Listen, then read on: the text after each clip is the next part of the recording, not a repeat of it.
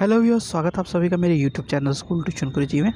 आज हम बात करेंगे कार्यपत्रक 31 की, जो कि 2 नवंबर के लिए जारी किया गया। कक्षा 6 का विज्ञान विषय कार्यपत्रक है। यहाँ बच्चे अपना नाम लिखेंगे और ये अपने कक्षा अध्यापक का नाम लिखेंगे। हमारा पाठ चल रहा है पौधों को जानिए, और आज हम इसमें पढ़ेंगे जड़ के बारे में। तो चलिए बच्चों, देखते हैं, जानते हैं, समझते हैं कि आज के पाठ में आपके लिए क्या खास है और आज के कार्यपत्रक आपको क्या बताना चाहता है। तो बच्चों, जब हम जड़ की बात करते हैं तो जड़ ऐसा भाग है पौधे का जो मिट्टी के अंदर उपस्थित होता है। जड़ दो प्रकार के तंत्रों में विभाजित कर सकते हैं हम जड़ को। एक है मूसला जड़ और दूसरी है रेशेदार जड़ बच्चों।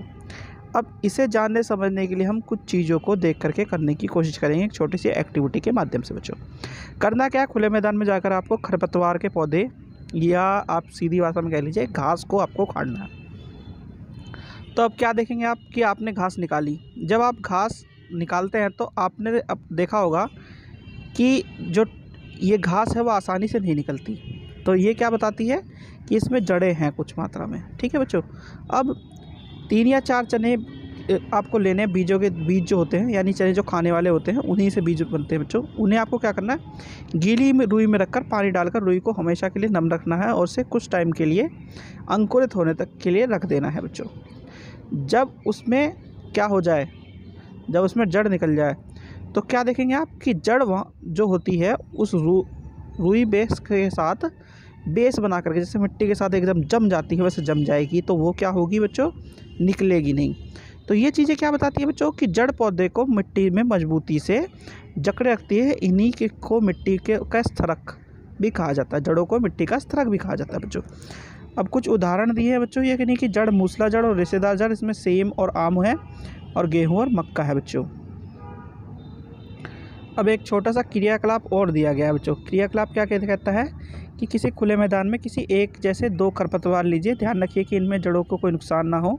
खरपतवार एक पौधे को गमले ए में मिट्टी डालकर लगा दीजिए और दूसरे पौधे को जड़ों को काटकर गमले बी में लगा दीजिए। इसमें नियमित रूप से जल दीजिए। इसके 1 सप्ताह बाद आप देखिए, इनको देखिए, क्या दोनों पेड़ पौधे स्वस्थ हैं। दोनों पौधों में नियमित रूप से जल दिया गया, परंतु देखा गया कि पौधों की जड़ नहीं थी, वह सूख गया। यानी जड़ पानी को एक स्थान से दूसरे स्थान पहुंचाने का भी काम करते हैं बच्चों। अब बात आती है इनके डिफरेंस की।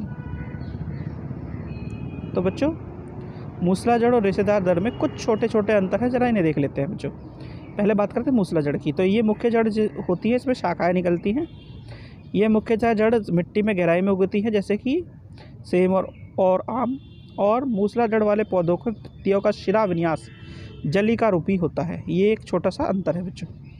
अब इधर की साइड में बात करेंगे तो इधर की साइड में क्या है, तने के आधार से निकलने वाली जड़ों को गुच्छा होता है।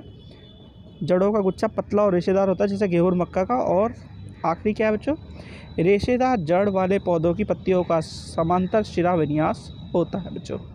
तो ये तो बात हुई बच्चों आपकी कार्यपत्रक की। अब जरा प्रश्न उत्तर देख लेते हैं। पहला प्रश्न है, जड़ों के क्या कार्य होते हैं। तो बच्चों, जड़ों के मेनली 2 काम होते हैं।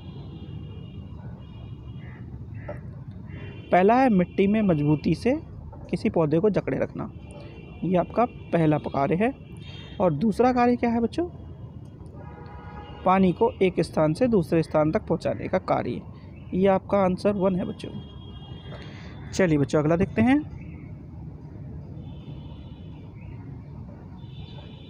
प्रश्न नंबर 2 है, मूसला जड़ और रेशेदार जड़ों में अंतर लिखिए। तो ये आपको अंतर लिखना है बच्चों। ये आपका आंसर 2 है।